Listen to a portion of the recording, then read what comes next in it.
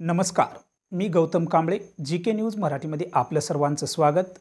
तुम्ही पाहत आहात मराठवाड्याच्या कुशीतलं जी के न्यूज मराठी।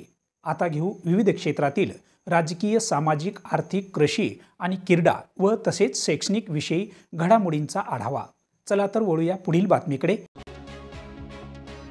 आदिवासी समाजाच्या प्रगतीसाठी सक्रियपणे कार्यरत असलेल्या विद्या परजाके यांची अखिल भारतीय आदिवासी विकास परिषद यवतमाळ महिला तालुका अध्यक्षपदी नियुक्ती करण्यात आली आहे। ही निवड यवतमाळ येथील गव्हर्नमेंट रेस्ट हाऊस येथे दिनांक 17 एप्रिल गुरुवार रोजी पार पडलेल्या विशेष बैठकीत करण्यात आली आहे। या बैठकीच्या अध्यक्षस्थानी अखिल भारतीय आदिवासी विकास परिषद महाराष्ट्र शाखा महिला प्रदेशाध्यक्षा तथा प्रदेश सचिव महाराष्ट्र प्रदेश महिला काँग्रेस कमिटीच्या नंदिनी टारपे होत्या। यावेळी त्यांनी उपस्थितांना प्रेरणादायी मार्गदर्शन करताना सांगितले की आदिवासी महिलांनी केवळ समस्या मांडत न बसता त्या सोडवण्यासाठी पुढे यावं, संघटित व्हावं आणि नेतृत्वात भाग घ्यावा। आपलं भविष्य आपल्याच हाती आहे। या प्रसंगी राजेश टारपे यांनी मनोगत व्यक्त करताना नंदिनी टारपे यांच्या सामाजिक कार्याचा आणि संघर्षाचा उल्लेख केला।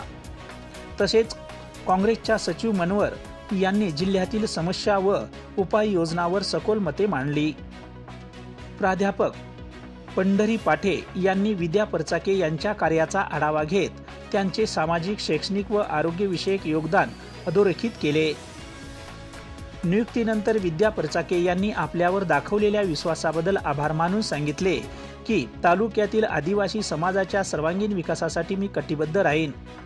बैठकीस मंगला सोयाम, जयश्री मडावी, अनिता सलाम, निशा वाघाडे, संगीता पुरी, संगीता मेश्राम, ऋतुजा महले, प्राचार्य मोहिनी कुडमुते, लीना नेताम, रेखा सिडाम, जया मडावी, मुख्याध्यापिका संगीता सिडाम, सचिन भादीकार, वैष्णवी गेडाम, संगीता मडावी यांच्यासह अनेक मान्यवर महिला कार्यकर्त्यांची उपस्थिती लाभली होती।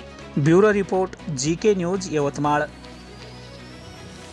तुम्ही पाहत आहात महाराष्ट्राच्या कुशीतलं जी के न्यूज मराठी।